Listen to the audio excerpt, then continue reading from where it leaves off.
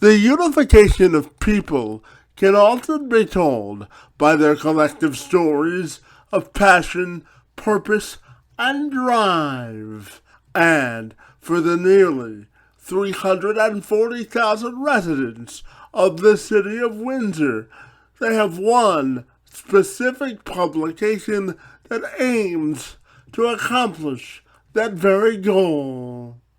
The Drive is a publication which delivers content focused on creativity, passion, imagination, people, inspiration, and most of all, drive. The publication celebrates the people of Windsor by celebrating their drive to get things done, and in turn, they bring the same energy to the stories they publish through the magazine. Dave Hunter is the managing partner at the Drive magazine, and he joined me this week to have a conversation about the publication itself, the people of Windsor, and what makes them so uniquely special. I'm Kevin McShann. Let's have this conversation.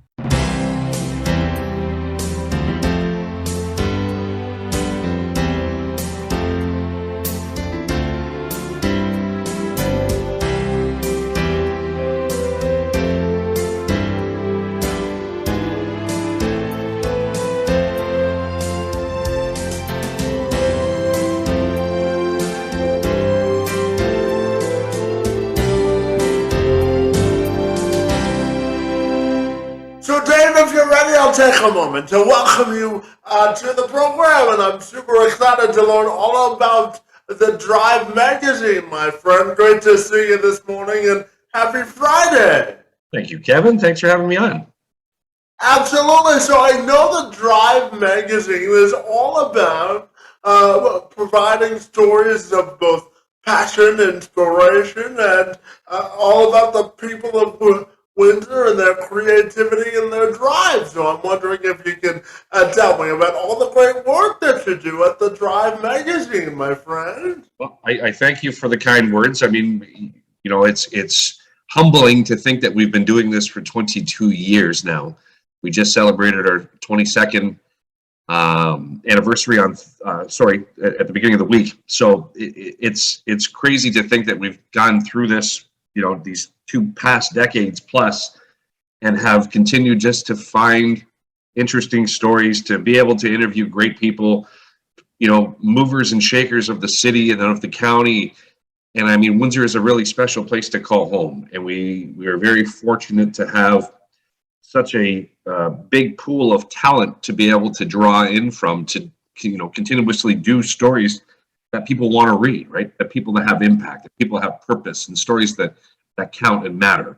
That when you're done reading a story in the Drive, you'll remember that story. Yeah, absolutely. And I know that the magazine focuses on sort of providing the community truths of the people of Windsor and their aspirations to aspire to motivate motivate your readers. So tell me about some of the inspirational stories and the core philosophy on when you go look for a story. What do you look for in people when you want to feature them in an article? Well, I mean, we have a good team, so there's a lot of boots on the ground when it comes to finding stories of interest, right? We have a lot of people who are interested in either submitting something, or we find something of interest and then we pursue it. But we look back at issues that we've done in the past and some stories that really had some meaningful and powerful messages that left people wanting more. Excuse me. And one in particular, or two actually in particular, are more recent. Last year, we did a story with Danielle Campo McLeod, who is the young lady, the Paralympic swimmer who won gold in a few Olympics, and she became septic after giving birth to her daughter in the hospital, and she had an operation, she had a C-section, something happened during that operation, and unfortunately it took a turn for the worse, and she nearly died. And it was pretty scary stuff for a lot of people, because not only is she, Tecumseh's girl, and people from around the area support and love her so much because of what she's done outside of swimming, outside of the pool. It was a scary time to think that here's this mid-30s young lady who just gave birth to her third child, and may not be around to watch this little girl grow up. And the prayers and the support and the community support, and then just the positive messages were unreal. And I had been in contact with her mom during that entire time while she was in the hospital, and I knew more than most, because her mom, Colleen, had reached out to me just for conversation and just for kind of clarity, and trying to just be calm during this storm. And we were able to put her on the cover and tell the story, and she had a very slim chance of coming out of this and surviving and living a full life. And she's with us today. So there was a miracle. It's crazy to think that what she went through, and it's scary to think what she went through, because she doesn't remember much, obviously. But having seen some of the pictures and knowing of the operation itself, it was pretty gripping. So for us to be able to tell that story, it just set the bar super, super high. And more recently, we just did another issue with a friend of ours, Tina Roy, who's a real estate agent with Remax. And Tina is a breast cancer survivor. And she told her story of, being diagnosed early in her 30s and having kids, young children. She has 2 young boys, and she's married to a great guy named Mark. And it was scary for her to have to basically get a double mastectomy and have her breasts removed, right? And that was the choice that she made, and she didn't want to have reconstructive surgery. She just felt that this was the way that she wanted her body to be, and she told that story in the drive. And the cover photo was so powerful. And I told her, and I saw it, I said, you just took the first place ribbon from past covers that I've ever shot and published in 22 years, and ran with it by about 9 miles. And it was really impactful. It was basically a photograph of her with a professional jacket on, and it opened up, but you could just see her chest, and with the scars where her breasts were removed. And because it was Breast Cancer Awareness Month in October, it was just that much more special to be able to tell her story. So these are just a couple of things. I mean, I could go on and on and on, and this could go on for quite some time, but it's pretty cool to think that we've done, a lot of these stories like this. Yeah, Dave, I have to tell you that I actually know Danielle. Danielle and I served together on the board of directors for Beyond Disabilities. She's inspiring woman, isn't she? She is. She's a great speaker. She's a phenomenal friend. I've known her since she was 16 years old, and she's one of the only few people that I've ever been on the Drive magazine cover twice. So she was on her. We shot her for her 16th birthday after she won her first gold medal, and then obviously we shot her again, 20 years later, for this story with her and her daughter, and it was just beautiful. She is easily one of the nicest human beings I've ever met in my life. Absolutely. And Dave, just talking to you, I know that bringing out sort of the emotion of Windsor is important to you, because it's a wonderful city. Dave, I'm a Windsorite myself, and I have to tell you that Windsor's sort of a hidden gem, isn't it? So I'm curious to ask you about, since you've been doing this for so long, and you're sort of a native of the city, Dave, I'm curious to ask you about the hidden nature of Windsor, and how people are surprised when they get here on how diverse our community is. Well, it is. It's geographically, it's one of the strongest cities. In comparison to some of the bigger cities. You think of Toronto, the sheer size of Metro Toronto and what Toronto offers. But when you get to Windsor and you see the proximity of how close we are to Detroit and all the amenities and things that they offer in that city, above and beyond what we have locally and in the county, I mean, it really is a special spot to call home because it's so respected and it's so economically powerful, and that there's so much opportunity and growth in this area. Not only financial growth for companies to come in and invest money into the area, but what's happening now with the development of the Next Star plant, is going to change the automotive feel, I guess, if you will, for our region, right? And that's not just because it's in Windsor. I mean, that's going to spout off some serious jobs. It's going to bring in tourism. It's going to bring in a financial injection for all facets of things, between residential homes, building homes, the development that's going to happen with people having to spend money locally. And it really is, it's a special spot. I mean, I'm not originally from Windsor. I moved here in '95 from Sarnia, and came down here for university and then to college after. And I chose not to move home because I fell in love with this city. So I've been here, over half of my life. I've been here for 27 years now, 26 years. And it's just a beautiful, beautiful town. And I'm proud to call it home. Yeah, absolutely. Dave, one of the sort of mottos that I live my life by is inclusion is the gateway to independence. Because, I don't know how much research you did on me, buddy, but I was born with what's called spastic quadriplegia cerebral palsy. And one of the reasons I wanted to start this podcast was because I wanted to create a vehicle to bring people closer together. So when you look for a story, I'm fascinated to ask you, how much of it do you look for in terms of binding people together and sort of creating an inclusive culture? How important is that to you?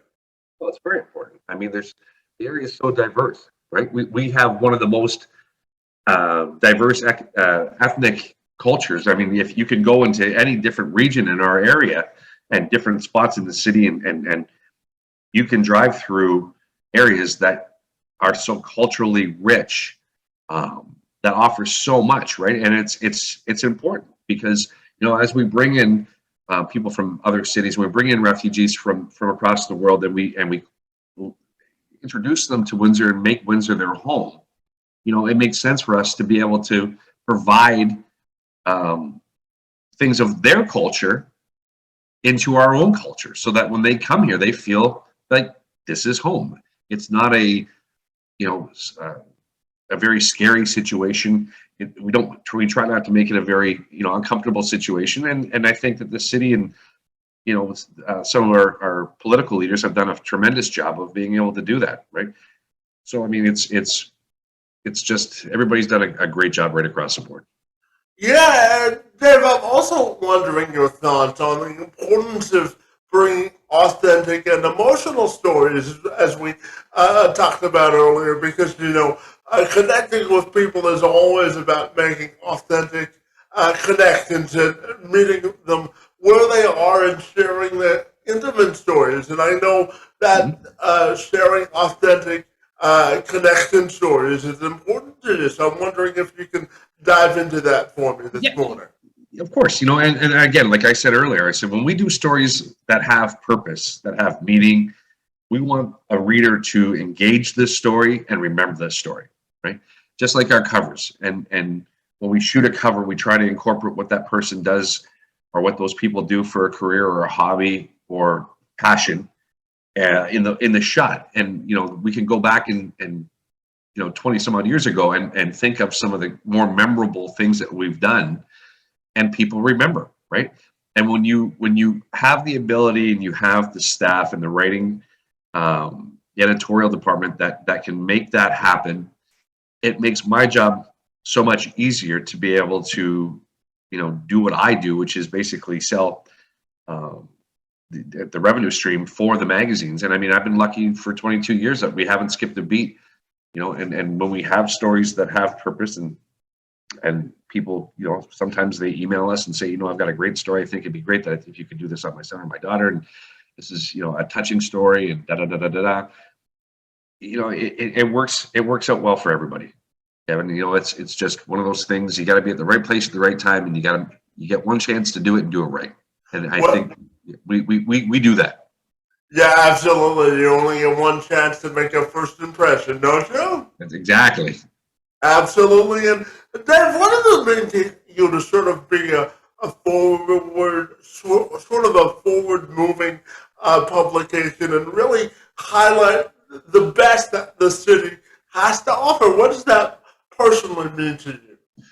Wow. I mean, I take it to heart, right? I wear my job on my sleeve. I call this my baby for a reason. It's part of me. The drive has. I've been doing this for almost 50% of my life. I'm 47 now, and I got into this industry when I was 22. I've been doing it now for 25 years total. So, as a member of the media and a public figure, if you will, to a certain degree, I hold this city at the highest regards, and I'm proud to be part of it, and I'm proud to be a champion in the community with fundraising and do things that make an impact for people and charities, and those who need to be, I guess, brought up to speed with what's going on in our area. And if I can provide them, or we can provide them rather, with a vehicle to engage, then it's one of those things that you walk away and you feel great about it. Yeah, absolutely. And Dave, with the changing landscape of journalism, I'm curious how the publication has evolved to stay relevant in the changing landscape of journalism. So print media, you hear rumors that print is on its way out. But I can promise people print is far from on its way out. People still want to hold something tangible. When you're reading a magazine, it's not like reading something on Kindle or reading something on your iPad or flipping through it on your computer. It doesn't have that same sex appeal, if you will, of the pages and the feel of the paper and the smell of the ink. The drive has continued to evolve issue after issue. We learn from our mistakes. There's certain things that I wish we could have did better in the early years, and we did learn from that. And my partner, Paul St. Pierre, I sold him the company in 2018, and now as a managing partner with him at the publishing helm, he is a visionary. He's a very successful businessman, and he's passionate. He wants things to have, like I said, and I keep saying it, impact and purpose and meaning, and to be able to evolve and kind of pivot at any given time is what we do best. We can find something and get on it right away. We have the abilities, the financial means to do so, and it's an honor to do what we do, issue after issue. Yeah, and Dave, I'm fascinated to ask you about the progressive future of Windsor and how you really see this city evolving over the next 5 to 10 years, and the role that the media might play in that development as well. Well, I mean, I don't think it's going to be even 5 years. I think we're going to see some pretty significant changes in the area in the next 3 years. If you look at the Gordie Howe Bridge, anybody who's driven past that site in the west end of Windsor can see that the bridge itself is making significant progress on both sides of Canada and the U.S. Anybody who drives past the expressway near Banwell can see that the footprint for the Nexstar plant and the sheer size of the property and what they're doing to get ready for the footings and start the construction of that. You're talking about 3.5 million square feet, which if you put things into perspective, kind of dwarfs the Devonshire Mall, in sheer size when you think of something of square footage, right? So, then we also have the mega hospital. I mean, it's still in the infant stages, and obviously the property's been bought and paid for, but this area is in for a complete turnaround for the best. We have an Amazon depot getting built as well. So, I mean, there's so many things, and that's just in Windsor. There's other things outside of the area, outside of Windsor, into the county. Greenhouse expansions with some of the big greenhouse growers in Kingsville and out in Leamington. So there's a lot of economic injection coming into the city, and it's just going to spin off. Everything is going to happen for a purpose and for a reason. And I think that we're positioned in our industry, in the print industry, to be able to tell those stories as they're coming in and to be current. Yeah, absolutely. And Dave, I'm curious, when you look at the future of the Drive magazine, what do you anticipate as sort of things to look forward to in the future? Wow, I mean that's a spot on question to ask, Kevin. So I think I mean we're just going to keep doing what we do, right? I think that we have a lot of opportunity to grow. Our ad revenue stream has nearly almost doubled in the last few years. The growth of the book itself, the page counts of the magazines have grown. I think that as we evolve in the print market, I mean, we also have a couple of spin-off magazines which we call specialty publications. One is called, if I have a copy right here, it's called We Manufacture. And the We Manufacture is a magazine, it's a division of the print magazine, but it caters specifically to the tool and die automation, robotics and manufacturing sector for companies and area businesses to tell their story, to expose all these massive facilities that we drive by on a daily basis. We can see, the companies, but we don't know what goes on inside the walls, right? And we don't know. We allow these companies to tell their story, right? And there's so much need, especially in the skilled trades and work labor force, that what we'll see in the next few years is just going to catapult the economy, and you're going to see some significant growth, both commercially, residentially, just everything. Like it's going to be a fun ride. Yeah, absolutely. And, Dave, my final question for you this morning has to do with your own personal and professional legacy and how you want that to be defined. I mean, that's again another great question. So I think the way that I would like to be remembered, I guess, is that we had fun and we did it right and we did it better than most because we cared. It wasn't about the almighty dollar. It wasn't about the advertising revenue. It was about delivering a message that had purpose, and it was about a magazine or a magazine cover or anything of that matter that just left somebody just in awe, right? So if I can grab 2 or 3 people and have that feeling and they remember something 15, 20, 30 years down the road, I'm happy with that. I think with my personal legacy, I mean, we've become a powerhouse with certain charities. Transition Event at the top of the list for an event that we created. Myself and a friend of mine, Rob Pula, created an event called the Ride to Survive, and we did it in 2003, 2004, 2005, and then we shelved it for 15 years. And collectively, in those 3 years back when we started, we may have raised about $70,000 or $75,000 for charities, and then speed it up 15 years later in 2020, we get a phone call from Amber Hunter from the Transition Veterans charity, and she says, would you consider bringing it back? And we did after 15 years of sitting dormant. And to 2020, 2021, and this year in 2022, collectively, those 3 years, we raised $585,000 for charity. So I think if there's something that's going to leave a lasting impression, maybe something I did or we did help somebody survive or help somebody get through a very difficult time. So I mean, whether it's in print or it's charitable work, I think that's where I'd like to be remembered. It's all about paying it forward, isn't it? 100%, brother.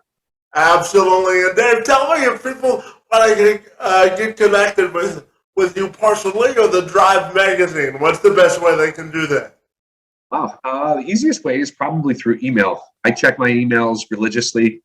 If anybody has a story suggestion or any ideas that you think that the Drive, should follow up on or of stories of purpose, my email address is first initial last name. So it's D Hunter, so DHUNTER at the Drive magazine, THEDRIVE, and then magazine MAGAZINE.com.